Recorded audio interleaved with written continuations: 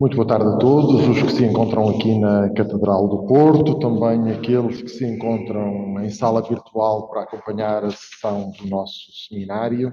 Estamos reunidos, de facto, para darmos continuidade ao Seminário de História Religiosa 2023, que dedicamos ao tema alargado e genérico Deus, vultos, cristãos e a guerra, do medievo à contemporaneidade.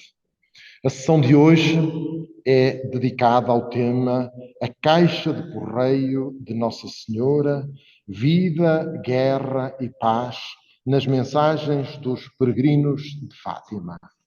Para abordar o tema, temos connosco o jornalista António Marujo, que sumariamente passo a apresentar a partir daquilo que alguns de nós tiveram acesso na ficha da sessão. Licenciado em Comunicação Social pelo Instituto Superior de Ciências Sociais e Políticas, jornalista profissional desde 85, diretor do Sete Margens desde 2018, trabalhou no público desde a fundação até janeiro de 2013, acompanhando a informação religiosa. Antes esteve no Expresso, de 85 a 89, na revista Caritas, de 86 a 89, no Diário de Lisboa, 89, nos programas Toda a Gente é Pessoa, da Antena 1 e 70x7 da RTP. Desde 2013 tem colaborado com publicações como o Expresso, Visão, Público, Diário de Notícias. Desde 87 colabora com várias publicações estrangeiras.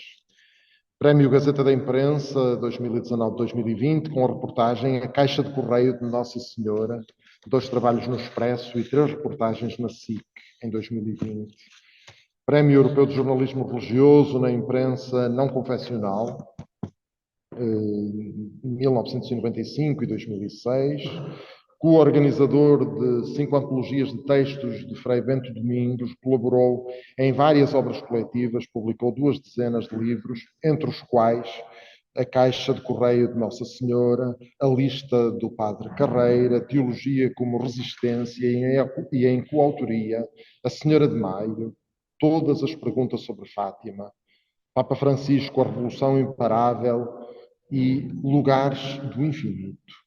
Coordenador do seminário sobre o Papa Francisco e a Igreja Católica em março de 2017, no Centro de Formação de Jornalistas.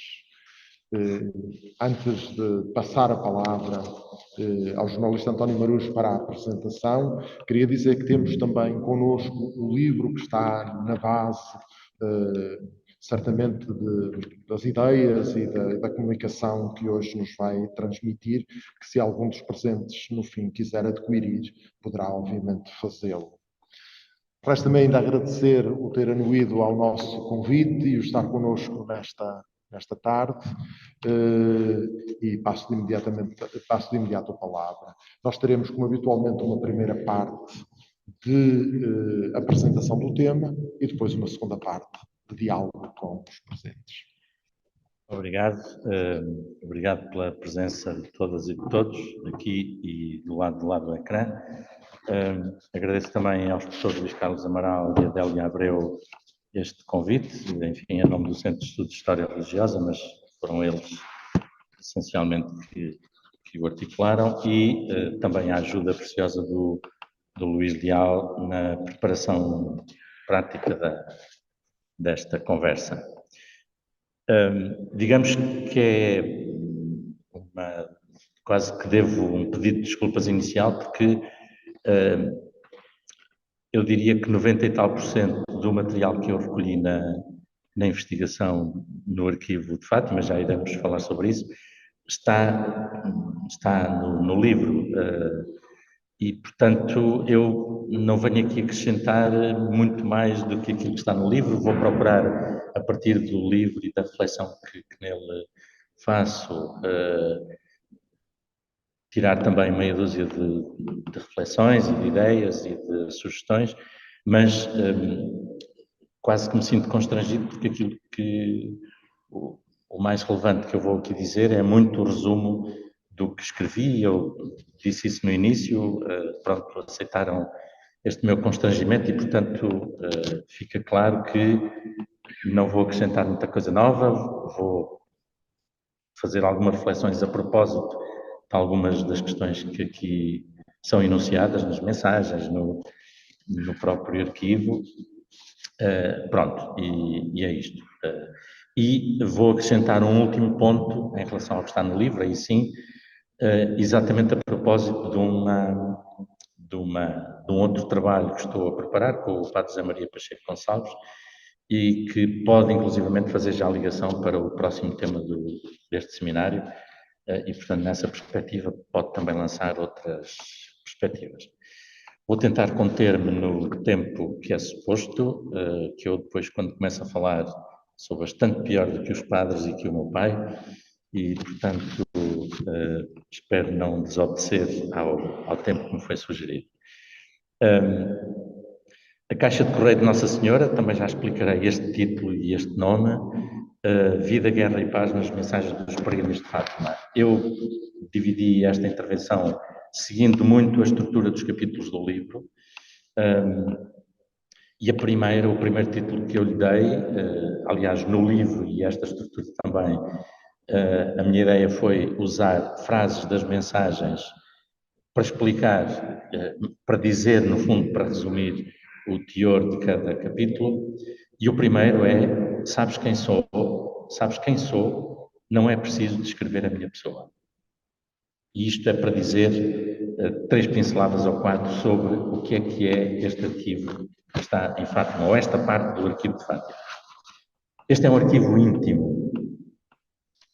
Podemos, inclusive, debater sobre a licitude de guardar mensagens que muitas vezes as pessoas que as enviam pedem expressamente para serem destruídas depois de lidas. Há mensagens claramente a dizer isso.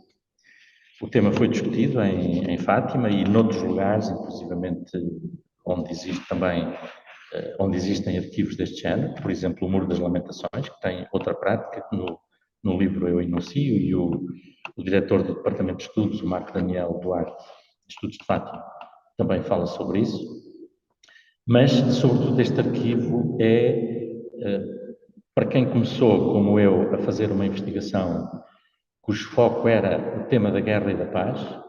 Eu começo a ler as mensagens e, ao fim de 2 horas, eu estava rendido à riqueza vastíssima do ponto de vista antropológico que ele constituía e, portanto, comecei também a tomar nota de mensagens que falavam sobre outros temas. De tal maneira que as primeiras mensagens, que eu só tinha apontado assim as frases, sem referir a cota, sem tomar nota daquilo que seriam os elementos importantes que os investigadores normalmente têm em conta, essas primeiras eu não tinha tomado nota das cotas, das referências, e, portanto, ficou um trabalho, em algumas mensagens eu não consigo dizê-las, tinha que ir recuperar centenas de mensagens que já tinha corrido.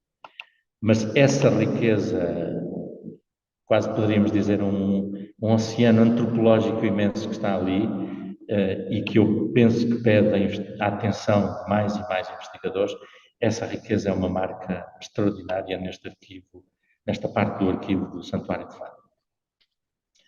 Há uma folha escrita, com uma escrita corrida e uma mensagem curta em português, que diz assim: sabes quem sou, não é preciso descrever a minha pessoa.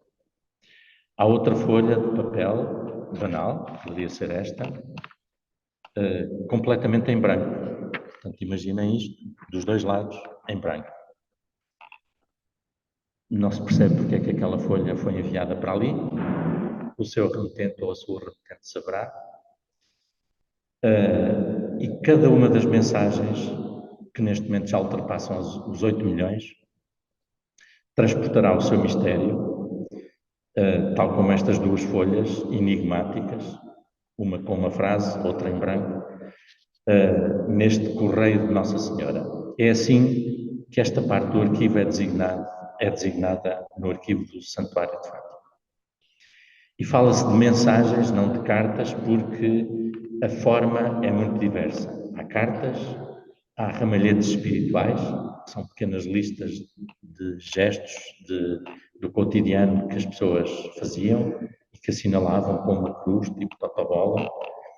Há desenhos, há impressos destinados a serem preenchidos, há listas de nomes, há uma multiplicidade de tipos de mensagens que ali chegam, que que são guardadas das mais diversas formas.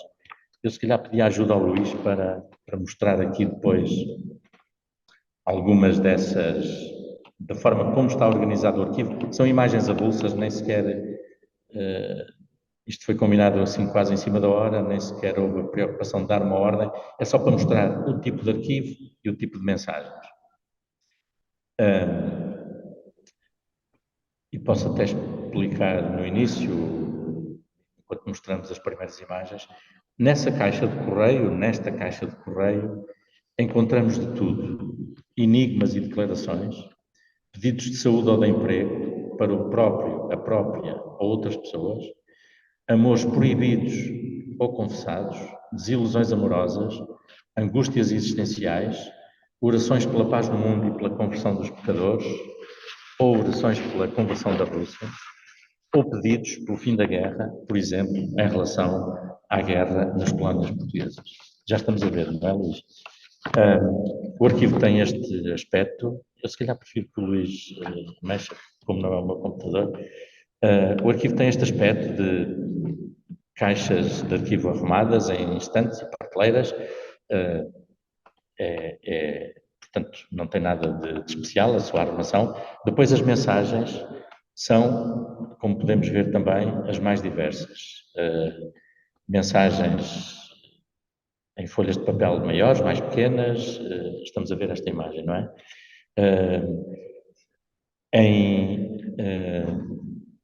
Exatamente. Pronto, que depois são agrupadas em maços. Depois temos ali, por exemplo, este com as flores.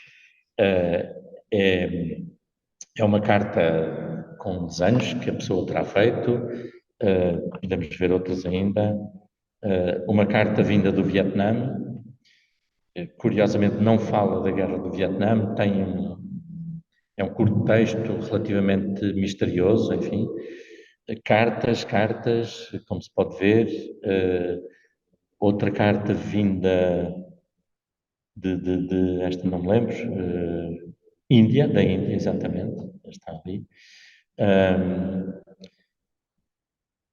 A mesma. Depois estes desenhos feitos de certeza por miúdos, desenhos e depois recortados em cartolinas, muito engraçados também. Depois há pequenos cartões, pequenas mensagens, cartõezinhos quase só com listas do que os miúdos em muitas escolas, por exemplo, faziam. Enfim, é muito, muito variado na sua forma. Até ao final do século XX, a maior parte das mensagens é originada em Portugal. Mas há cartas de todos os pontos do globo. E depois da década de 80, o número de mensagens da Polónia tornar-se-á avassalador. Alguns dos anos têm dezenas de caixas com mensagens do país natal do Papa João Paulo II.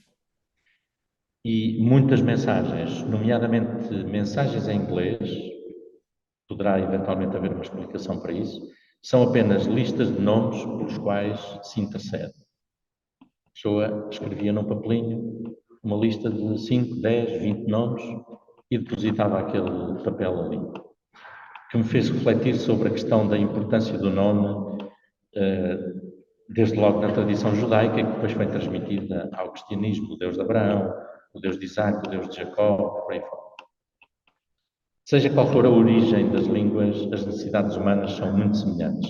Português, espanhol, italiano, inglês ou francês são as línguas mais frequentes, mas em todas elas se fala das mesmas necessidades, algumas que eu enumerei há bocadinho, e cito agora, entre aspas, expressões próprias, expressões específicas que vêm em algumas mensagens: as dificuldades económicas, melhores condições de vida, um emprego satisfatório, saúde para os filhos, a conversão de nós pecadores, um namorado simpático, etc, etc.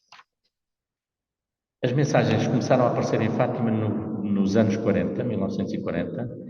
Tinham passado mais de duas décadas sobre os acontecimentos de 1917. Começaram a avolumar-se nas décadas seguintes, até à explosão desde o início deste século já. Em 2017, no ano do centenário, encheram-se 237 caixas, com cerca de 807 mil registros de devotos.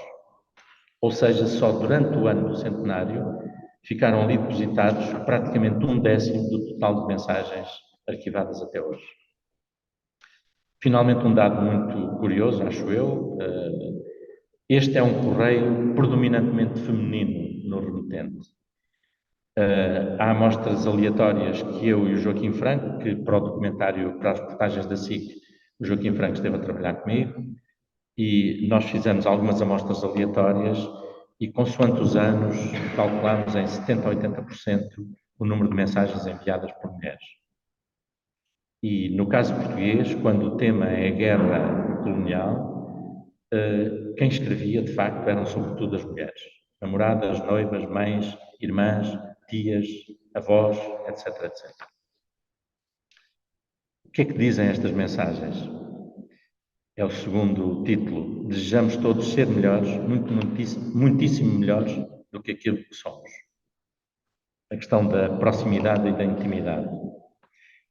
Só conseguimos manifestar o desejo de sermos melhores, logo reconhecer que não somos bons ou que não somos perfeitos, às pessoas mais íntimas.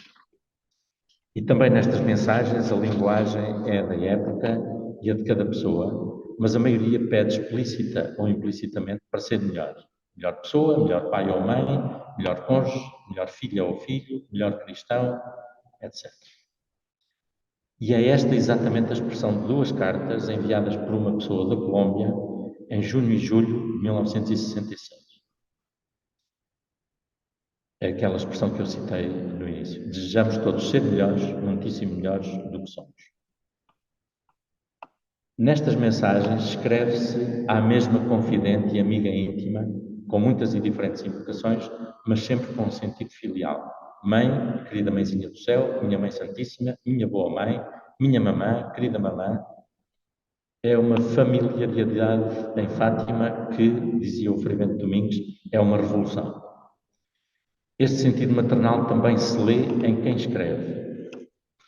Várias mulheres pedem para ter um filho, ou pedem a saúde para o seu bebê, mas transpiram igualmente dramas graves, já muito graves, apesar de, nessa época, socialmente mais tolerados. Por exemplo, uma carta escrita por um ou uma L, nós só podíamos tomar nota das iniciais. L escrevia: peço-te encarecidamente a pureza de corpo e de alma, senhora. Quantas vezes deixei que meu pai me tocasse sem saber que aquele ato era impuro? Faz-me mais íntima e mais confidente da minha mãe.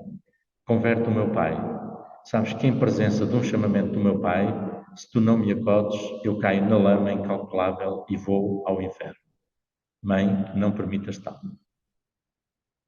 São questões dramáticas as que aparecem: adultérios, alcoolismo, a vida sexual entre o casal, maus tratos entre pessoas, receios de maus pensamentos. E maus pensamentos, no conceito da própria, foi o que uma aluna de um colégio religioso sentiu, pelo menos durante alguns dias de maio de 64, em que escreveu um pequeno diário confessando a paixão que sentia por uma das religiosas. Fiz o sacrifício, dominando-me, não deixando ver o fogo que tenho cá dentro. O amor pela Madre P já não podia mais sem explodir.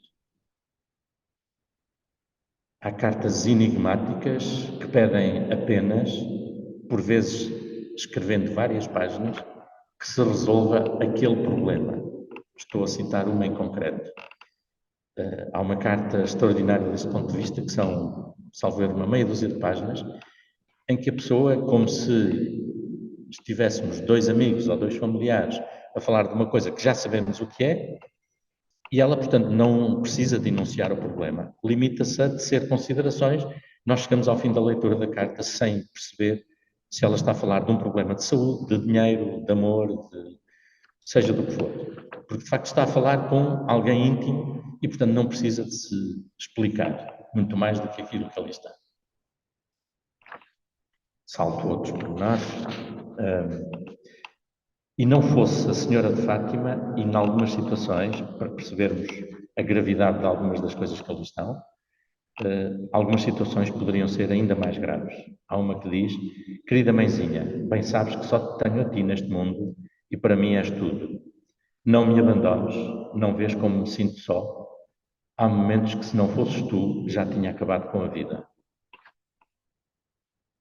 Damos um salto porque estas mensagens também falam da Igreja. Uma delas diz, é o título da terceira parte, que siga um Papa bondoso e simples. Duas curtas mensagens situam o tempo. Pelas necessidades, com dois Cs, há muitas mensagens com o português débil, frágil. Estávamos num país muito analfabeto ainda. Alguns eu fui investigar, as taxas de analfabetismo eram dramáticas também durante a década de 60, e entre parênteses, eu pude investigar até mensagens até 77, para guardar os 50 anos. O que acontece é que há caixas que arquivam mensagens que vão para lá do limite temporal da investigação, que seria 72, 73, por aí, um bocadinho antes. O santuário é que nos permitiu ir até 74 para atingir o 25 de Abril. E em algumas das caixas há mensagens que chegam a 77. Então, situando esta mensagem no tempo, pelas necessidades da Santa Igreja, com o I no meio, pelo Santo Padre, pelo Concílio e pela unidade de todas as igrejas, pedia uma. A outra pedia que se siga um Papa bondoso e simples, parecido com aquele que acaba de falecer. Estava a falar da morte de João XXIII e, portanto, antecipando a eleição de Paulo VI. Os primeiros anos da Guerra Colonial, em Angola, Moçambique e Guiné-Bissau, coincidem com a preparação e realização do Segundo Concílio do Vaticano. A mobilização da opinião pública, e não só a católica, foi intensa, um pouco por todo o mundo, onde o cristianismo era dominante, obviamente, e é natural, por isso, que também neste correio apareçam cartas, mensagens e orações a pedir pelo sucesso do concílio, embora elas não sejam tão frequentes quanto as relativas a outros temas. Várias delas juntam a oração pelo concílio à ideia da paz. Um ramalhete espiritual, por exemplo, que é essa lista de ações que se pretendem fazer, ações virtuosas. Um desses ramalhetes dizia pelo concílio e pela paz em Portugal. Outros limitavam-se a interceder pelo sucesso do concílio ecuménico. Há uma mensagem de 29 de novembro de 62, da região de Lisboa, com a assinatura elegível, mas um discurso muito claro. Sabes, senhora, eu sei que o concílio ecuménico depende também de mim e eu sinto um pouco essa responsabilidade. Peço-te pelo seu bom êxito, que tudo corra bem e que a Igreja, que é também tua, se imponha perante o mundo com um reinado de amor. A promoção da paz foi um tema importante do concílio, sabemos isso ficou consagrado na Constituição Gaudium et Spes do Vaticano II. Depois, a visita de Paulo VI a Fátima, 2 anos depois da conclusão do concílio, em 13 de maio de 67, traz de novo o tema da paz para primeiro plano. A viagem realizava-se a pretexto dos 50 anos dos acontecimentos. E essa visita é, curiosamente, menos referida ainda nas mensagens do Correio de Nossa Senhora do que o concílio. Penso que isso terá uma explicação. A visita é anunciada muito em cima da hora, 13 dias antes. O Papa anuncia isso no início, é ele próprio que anuncia, no início de maio, e ele vem dia 13 a Portugal. E, portanto, as pessoas, enfim, não tiveram tempo de escrever, já sabendo que o Papa viria a Fátima e a referir expressamente a visita do Papa. Há, sim, intenções a pedir pelas intenções do Papa, pela paz da Igreja e do mundo, que era uma preocupação do Papa Paulo VI. Outro tema no referente à vida interna do catolicismo é a vocação religiosa.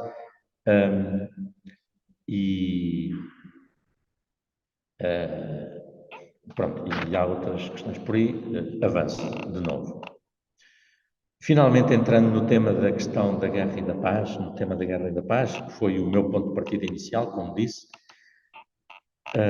Senhora da Paz, concede-nos a paz, é uma das frases simbólicas deste tema. Fátima nasceu durante a guerra, nasceu, quase poderíamos dizer, à sombra da guerra, a Grande Guerra de 1914-18, e atravessou um século inteiro de guerras e conflitos. A Guerra Civil Russa e a Revolução Bolchevique, as perseguições religiosas tremendas na nova União Soviética, o Holodomor, ou Grande Fome, na Ucrânia, a estratégia política de Stalin, a Guerra Civil Espanhola, a Segunda Guerra Mundial, as tensões políticas na América Latina nas décadas de 1950-60, com golpes militares, contragolpes, movimentações anticomunistas, etc., etc. Os conflitos coreano, de 50 a 53, vietnamita, de 55 a 75, a ocupação ou recuperação, consoante o ponto de vista, dos territórios da Índia Portuguesa pela União Indiana, as guerras de libertação em África, várias, a guerra colonial em Angola, na Guiné e em Moçambique. Quase todos estes conflitos passam por Fátima, alguns só com uma ou duas mensagens, outros com várias. Em maio de 69, uma delas, vinda de Espanha, condensa numa frase esse tema principal da mensagem de Fátima e também deste arquivo. A ti, María de la Paz, te suplico, le pidas a tu hijo, porque não há guerras.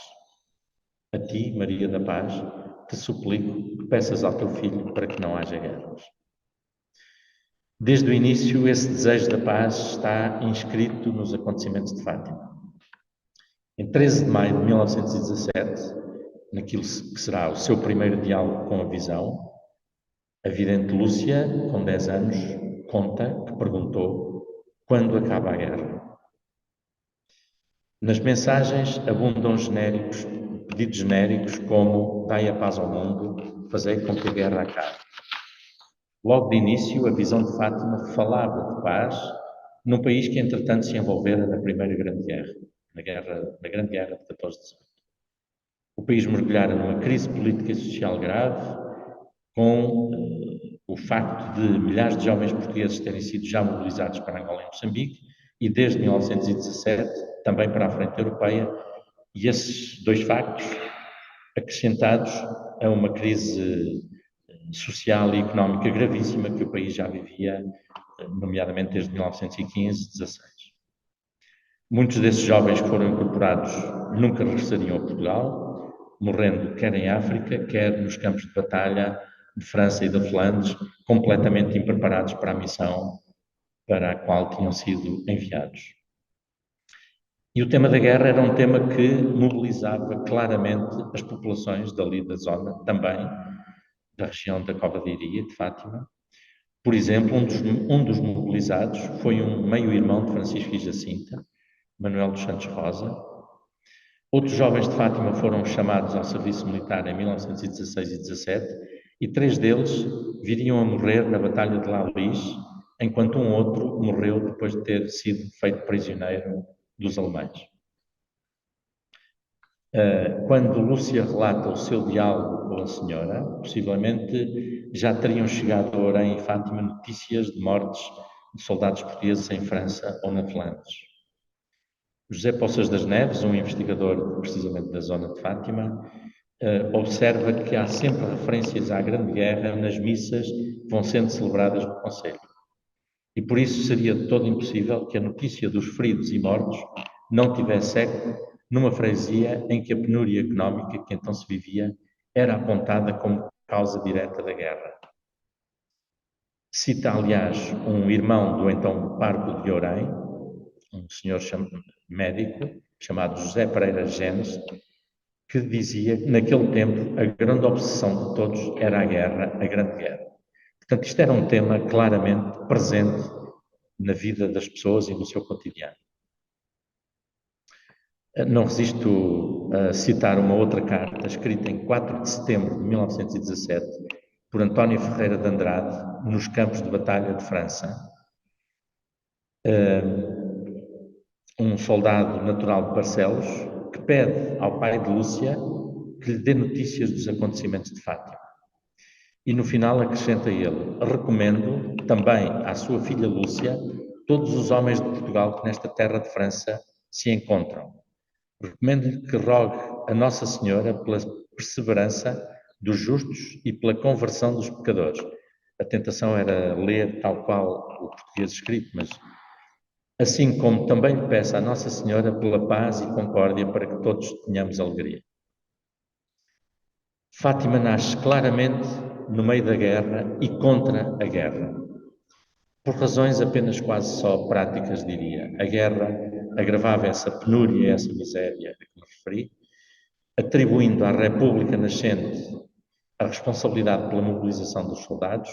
O tema converteu-se desse modo mais um escavar no fosso entre a Igreja e o regime, entre Fátima e a nova República. Salvo aqui algumas outras referências que seriam interessantes, para desenvolver o tema da paz. Que haja paz no mundo e que o comunismo seja eliminado perenamente em todos os países. O tema da paz ligado ao tema do comunismo e da intervenção política. São os relatos sobre as perseguições religiosas na então nascente União Soviética e depois na Espanha durante a República e a Guerra Civil, que durante 2 décadas Lúcia foi ouvindo ou lendo, que darão forma e consistência às referências da vidente ao comunismo e à urgente necessidade da conversão da Rússia comunista. Contribuem também para isso, creio, o confronto entre o Ocidente e a União Soviética e a China Popular, por interpostos Coreia e Vietnã. Também contribui o discurso anticomunista do Estado Novo, ou mesmo depois a guerra colonial nas colónias portuguesas, com o confronto com as guerrilhas de inspiração marxista. Há um outro fator aqui a introduzir, que é o início da projeção internacional de Fátima na década de 50, com as viagens da Virgem Peregrina, bem como o início da realização de grandes peregrinações ao santuário. Numa das viagens da Virgem Peregrina, ou várias dessas viagens, incluem deslocações clandestinas de vários clérigos que levavam consigo réplicas da imagem de Fátima ou pequenas medalhinhas até ao Kremlin, em Moscovo, para esconjurar aquilo que o centro do poder soviético significava. Há relatos, alguns não é possível confirmar-se a sua autenticidade, mas há relatos de padres que levam pequenas malinhas com réplicas da imagem e que vão plantar a malinha em plena Praça Vermelha, em Moscovo, com essa ideia de esconjurar o demónio, o mal do regime comunista. Já a propósito da guerra colonial, há uma carta de um estudante de Lisboa que resumia, inclusivamente juntando Portugal e Espanha no mesmo desígnio. Senhora do Rosário de Fátima, dai paz ao mundo, fazei com que a Rússia se converta, fazei com que haja paz no mundo, fazei com que os soldados não sofram tanto em Angola e nos outros países. Não sofram tanto em Angola e nos outros países. Senhora do Rosário, salvai Portugal de uma grande guerra que se vai desenrolar e Portugal só tem a seu lado a nossa Espanha, que forma connosco o cantinho do mundo. O martírio de cristãos na União Soviética foi imenso, sabemos hoje. Por exemplo, só no ano de 1937 foram presas 150 mil pessoas, das quais 80 mil fuziladas. Cerca de 300 bispos e 550 mil clérigos ortodoxos, excluindo desse número monges e monjas, terão sido mortos. O professor André Riccardi, historiador italiano, que escreveu o livro O Século do Martírio, fez um levantamento exaustivo sobre o que foi essa perseguição e registra que até 1997 havia pelo menos 10 mil pessoas vitimadas durante essas perseguições. 10 mil pessoas, desculpem, falhou-me aqui qualquer coisa, porque 10 mil pessoas é de um universo restrito. Porque depois ele diz a perseguição dos cristãos na Rússia foi um martírio de massas que atingiu centenas de milhares de crentes em todo o país. Ora, este fenómeno da perseguição na União Soviética, nascente, é também um dos fatores que ajuda a configurar essa perspectiva anticomunista de Lúcia nos seus escritos, nas suas preocupações.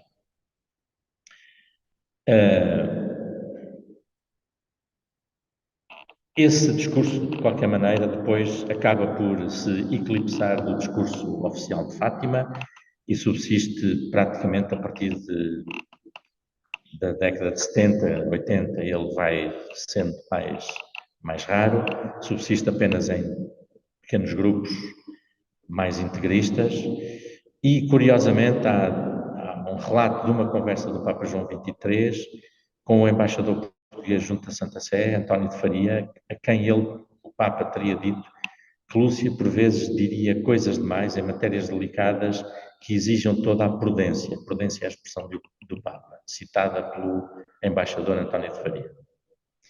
Um diálogo que mostraria algum excesso de empenho na questão da Rússia, mas que, como digo, era muito fruto das circunstâncias do tempo e, portanto, é muito compreensível, creio eu, com todos os fenómenos de perseguições, de guerras, de conflitos que foram sucedendo. E omiti aqui todas as referências à Guerra Civil Espanhola, sabendo que a Rússia esteve vários anos em Tui, e, portanto, também aí viveu em primeira mão vários dos acontecimentos da Guerra Civil, incluindo de um médico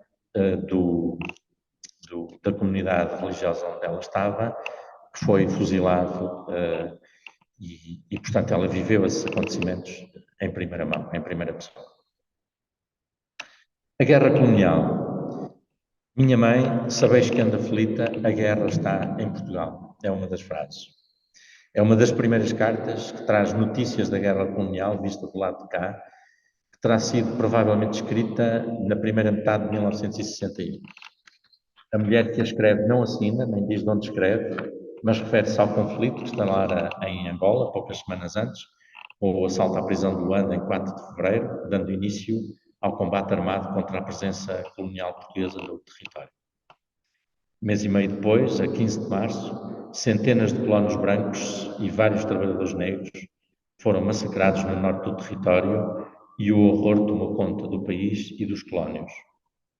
E é nessa altura que surge esta carta. Minha mãe, sabeis que ando aflita, tenho medo do que se passa à minha volta. A guerra está em Portugal. O mundo está perdido.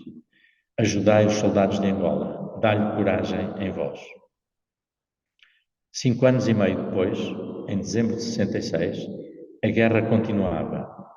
J, que se assina como esta pobre pecadora, escreve do Alentejo, dando conta dos mesmos sentimentos. Uma mãe aflita pede-lhe a vossa proteção para um filho que tem em Angola, numa das regiões mais atacadas pelo terrorismo. Peço-vos, querida Mãe do Céu, que alcance do vosso amado filho a graça do meu filho não ser atingido pelos terroristas e que termine a sua missão de soberania sem algum azar. E continua por aqui fora. Há uma história extraordinária com a qual nos cruzamos. Até 5 de novembro de 2019, portanto há 4 anos, menos de 4 anos, o Sr. Valentim Silva Dias, que é de Viana do Castelo, esteve sem saber que a sua mãe depositara no santuário, aos pés da Virgem de Fátima, uma carta agradecendo o facto de o filho ter regressado são e salvo do serviço militar que cumpriu na Guiné entre 69 e 71. A carta dizia: eu, sua mãe, venho a vossos pés, Nossa Senhora de Fátima, Mãe dos portugueses e nossa, agradecer-vos a graça que vos pedi de nosso filho ir para a Guiné e vir são e salvo. Agora estamos aqui todos, mãe e pai, e filho, e sua esposa, e 3 meninas. Meninas que hoje são mulheres adultas e já com filhas e filhos. Tu, Senhora, que peças ao teu Jesus as suas graças e as vossas bênçãos do céu. Sua mãe, Maria da Conceição Silva Fonte. Este documento nós podemos citá-lo e podemos trazer os nomes porque esteve patente já numa exposição no Santuário em 2014 e 2015, mas este senhor Valentim não soube do facto. Só quando o entrevistámos e lhe demos a cópia da carta arquivada no correio é que ele ficou a conhecer o texto.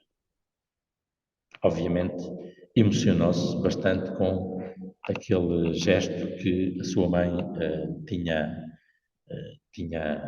realizado. Da primeira mensagem que eu citei até à mãe do Sr. Valentim, vai um tempo largo, não só dos 10 anos que separam essas duas cartas, mas também aquele que vai da ideia de que a guerra se resolveria em poucas semanas ou meses, é o tom de muitas das mensagens daqueles anos iniciais, 61, 62, até à consciência que o conflito afinal não iria ter fim. Há progressivamente, nas cartas que chegam e que falam do tema da guerra, essa consciência que começa a aparecer. Esse arrastamento sangrava cada vez mais o país e as suas gerações mais novas. Mais de 8.000 jovens portugueses morreram nas operações militares. Outros 15.000 ficaram com problemas físicos ou psicológicos. Morreram ainda cerca de 50.000 angolanos, 6.000 guineenses e 10.000 moçambicanos.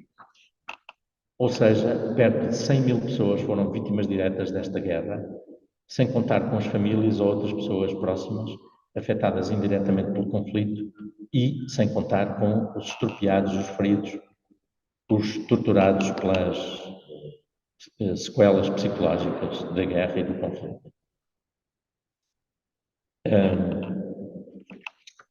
Passo à frente. Há muito essa ideia que junta a condenação da guerra e do terrorismo, que, como digo, depois vai evoluindo.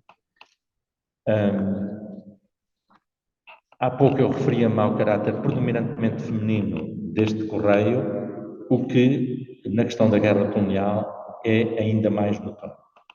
Quando falam da guerra colonial, a esmagadora maioria dessas cartas são escritas por mães, irmãs e familiares femininas. Esposas, avós, outras familiares aflitas, namoradas, noivas.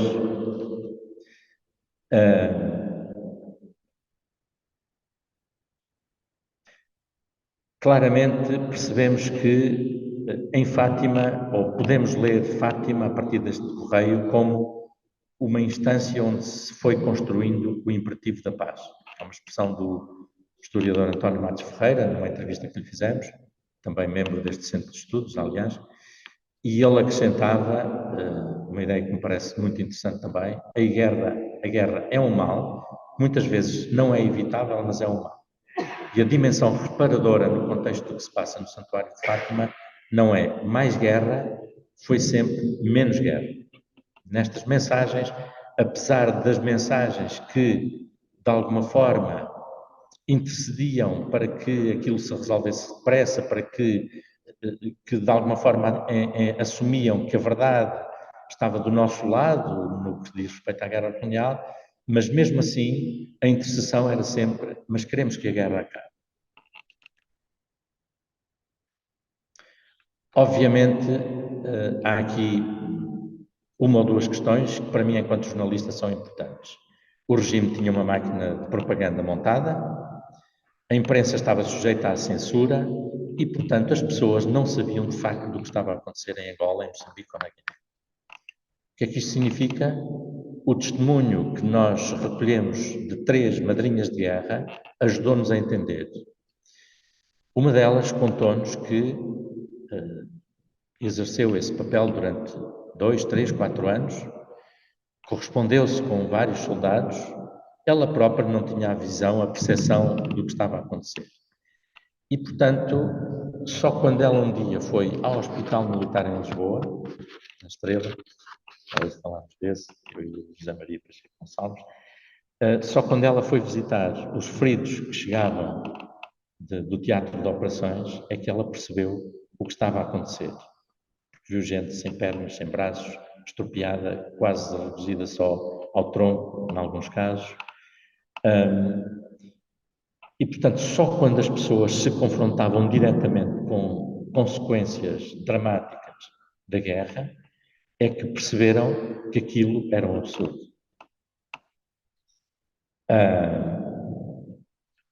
E aquilo que revela, por exemplo, a carta da mãe do Sr. Valentim é o aparecimento também de uma dimensão de gratidão, tendo em conta o facto de os filhos, os namorados, os noivos, os maridos, os netos, regressarem, aqueles que regressavam, salvos. São coisas muito interessantes. Para referir ainda um pormenor em relação à questão da guerra colonial, a par dessa religiosidade de gratidão, há também quem tenha assumido uma dimensão, vamos assim dizer, de raiva. Nós entrevistámos um antigo militar, António Guerreiro Calvinho, que ficou ferido numa emboscada, e ele dizia-nos: eu fui daqui para a guerra, de certa forma, com algum conteúdo cristão, católico.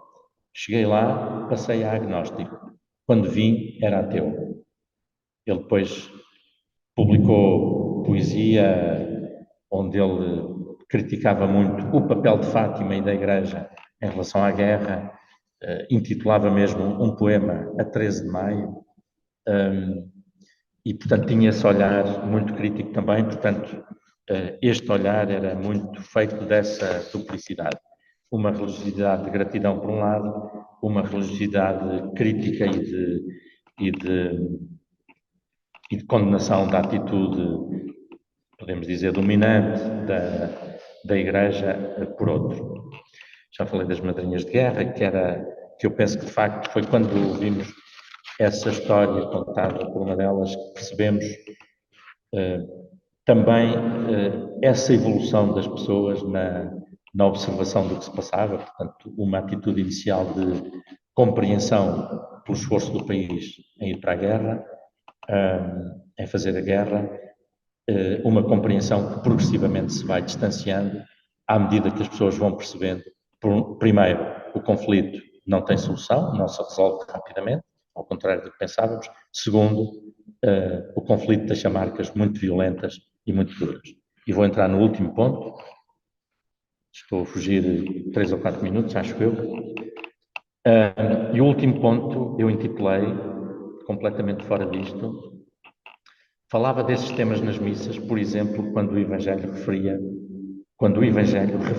o amor aos inimigos. E então é para colocar aqui um inciso sobre o papel dos capelães militares que contestaram a guerra colonial. E trago aqui a história do Arsénio Puim, que descobri há uns 4 anos, já estávamos em plena pandemia, que nasceu em maio de 36 na Calheta, freguesia de Santo Espírito, na ilha de Santa Maria dos Açores. O Arsénio Puim foi para o seminário de Angra, foi ordenado em 1960 e depois de expulso de capelão ainda exerceu como padre durante alguns anos até decidir deixar o ministério. Casou com Maria Leonor Bicudo em 79, tornou-se enfermeiro, foi presidente da Câmara de Vila do Porto, também em Santa Maria, refundou e dirigiu o jornal O Baluarte, empenhou-se na promoção cultural da sua ilha, publicou vários livros. Esta história eu contei há uns meses no Expresso e depois publiquei o mesmo texto no Sete Margens. Enfim, passo à frente algumas das notas do seu percurso. Além dele e do padre Mário de Oliveira, o padre Mário de Oliveira era até agora, até há pouco tempo, digamos, o único caso, ou o caso mais conhecido daqueles que recusaram ou que se opuseram a fazer o serviço militar enquanto capelão, ou que recusaram a sua lógica. Mas ao procurar a investigação para a história do padre Arsénio Puim, eu cruzei-me, e conhecia também a experiência do padre José Maria Pacheco Gonçalves, mas cruzei-me, depois interseccionando diversas fontes, com outros 11 nomes de padres que ou não quiseram estar ao serviço da instituição durante a Guerra Colonial ou contestaram o serviço da capelania católica. Pouco-me a elencar os seus nomes, vários deles são da Diocese do Porto, aliás, quase todos. Há um que, entretanto, encontrei da Diocese de Viseu e um outro da Diocese de Leiria. Porventura haverá outros, mas pelo menos esta dúzia de pessoas recusou essa lógica. E o padre Arsénio Puim contava, Ele escreveu um diário durante os meses em que esteve na Guiné, não chegou a um ano, salvo erro, foi por poucos dias que não chegou a um ano. E ele contava agora que, dizia ele, eu falava com alguma clareza do Evangelho apresentado na missa. Como os militares não tinham apanhado guerrilheiros, um dia prenderam mulheres, crianças e velhos. E entre os presos havia um bebê com apenas uma semana, contava ele. E nesse dia, o cerco do Evangelho era o trecho em que Jesus dizia: amai-vos uns aos outros. E ele dizia: eu fiz a homilia a partir dessa frase. As pessoas ficaram ali vários dias, presas numa cerca ao ar livre, estou ainda a usar palavras dele, e da tabanca vizinha é que vinham levar-lhes comida. Eu também levava. No diário ele falava das condições miseráveis em que o grupo estava, dormindo no chão, ao ar livre, sem poder sair. Portanto, sujeitos ao sol, às intempéries, à chuva, ao calor, à seca, ou o que fosse. Ao fim de alguns dias, fui ter com o comandante dizer-lhe que tinha de os mandar embora. O cipai, o criado, traduzia-lhe a conversa das mulheres. Estavam muito gratas pelo apoio que o padre lhes dava, pela comida que lhes levava. A libertação, no dia seguinte ao pedido feito pelo comandante, aumentou o sentimento de gratidão das pessoas e antes de partir elas colocaram-se em fila para lhe agradecer, prometendo rezar pelo padre aos seus irãs, as divindades da sua etnia. Houve outras operações, outros factos que já o tinham chocado. A história acabou com uma denúncia, não se sabe de quem, feito que terá chegado à PIDE, porventura. O facto é que ele foi expulso da Guiné. E no arquivo da PIDE da GS, no processo relativo a ele, está a única referência, o único documento a referir as causas da detenção.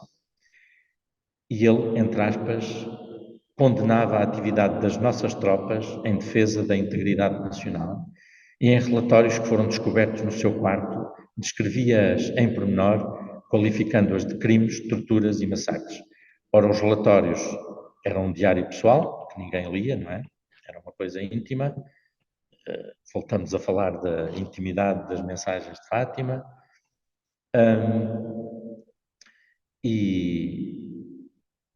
E ele, enfim, usando uma linguagem dura por vezes, nem sequer fazia acusações aos militares. Ele, aliás, tem passagens onde ele é muito compreensivo em relação ao papel dos militares, admitindo que, de facto, havia coisas que se passavam muito graves. Eu creio que não será muito forçado, e é mesmo para terminar, dizer o que vou dizer agora. Porventura todos nos lembramos onde estávamos e o que estávamos a fazer e porventura com quem, em dados momentos marcantes da nossa história pessoal ou coletiva. 25 de Abril, para quem já tem mais de 50 anos, o 11 de Setembro, o início da invasão do Iraque, ou a invasão da Ucrânia, o ano passado.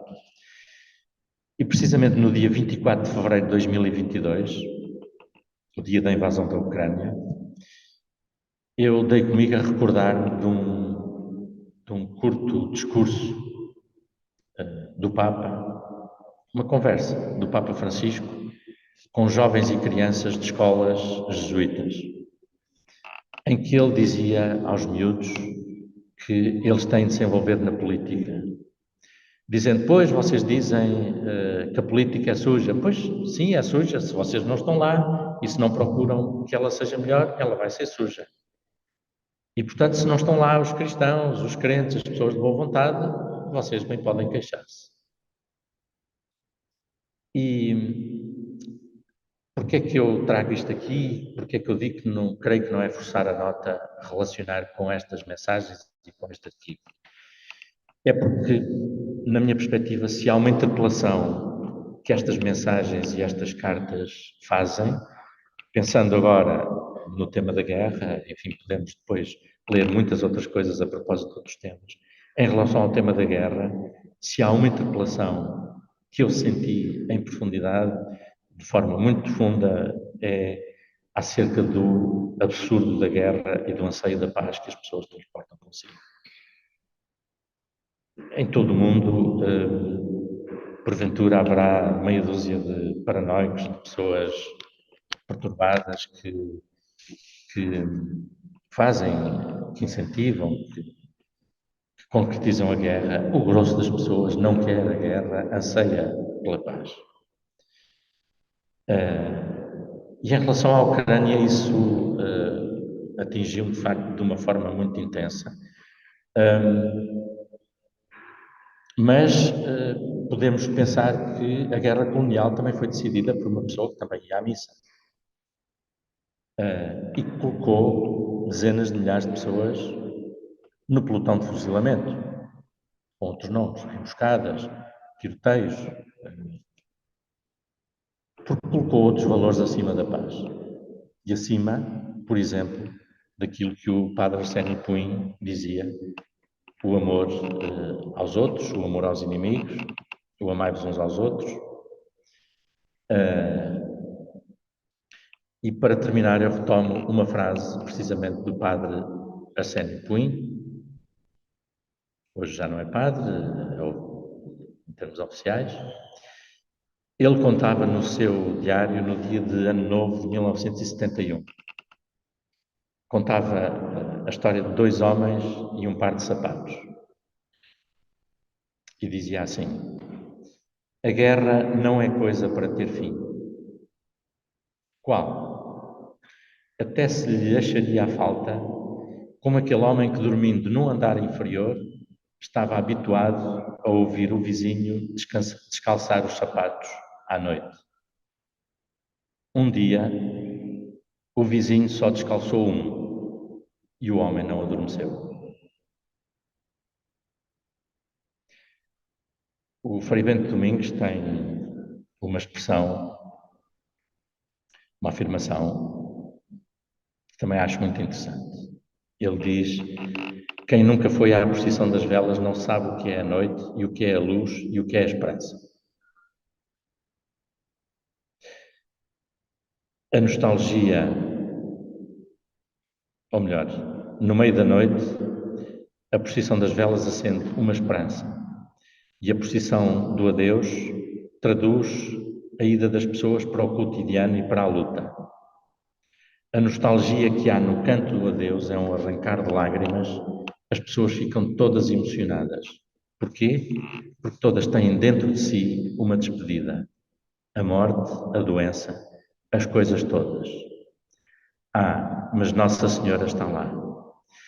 E eu creio que este homem que não adormeceu porque não ouviu o segundo sapato a cair, ou isto que o Frei Bento diz sobre tudo o que está lá, naquele adeus que as pessoas fazem, e nas suas angústias, nos seus dramas que transportam, seja nos gestos que fazem em Fátima, seja nas mensagens que lá deixam, tem tudo a ver com este anseio de paz que estas mensagens de paz, seja paz em relação aos conflitos e às guerras, seja paz para as suas vidas, a nível da saúde, da economia, da relação entre as pessoas.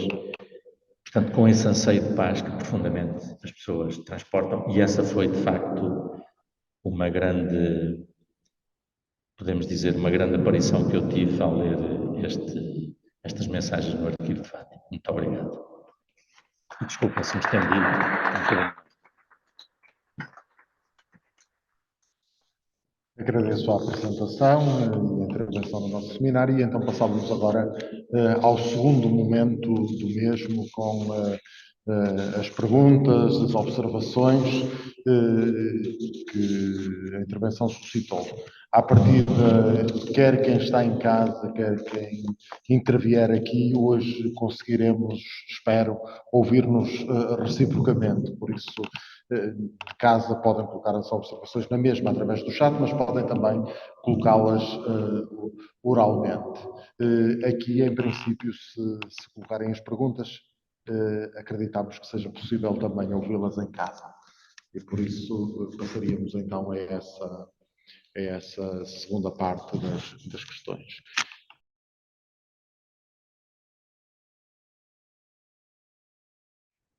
Chegou então o momento de concluirmos a nossa sessão do Seminário de História Religiosa. Ao jornalista António Paredes que esteve connosco este fim de tarde. Agradecer muito, de facto, ter aceitado o nosso convite e, sobretudo, aquilo que partilhou connosco nesta tarde. Agradecer a todos os presentes, os que estiveram aqui na Catedral, também aqueles que nos escutaram na sala virtual. Finalmente recordar a próxima sessão, que aliás já foi aqui referida. Este mês nós temos 2 sessões seguidas e por isso na próxima segunda-feira, dia 16 de outubro, será abordado o tema o Ministério Sacerdotal e a Paz, a posição da Diocese do Porto sobre a capelania militar na Guerra Colonial. Estará connosco para abordar o tema o Padre José Maria Pacheco Gonçalves e faremos como habitualmente, com a possibilidade de estarmos aqui na Catedral do Porto e também de participarmos à distância através da plataforma Zoom. Muito obrigado a todos e muito boa tarde. Obrigado também.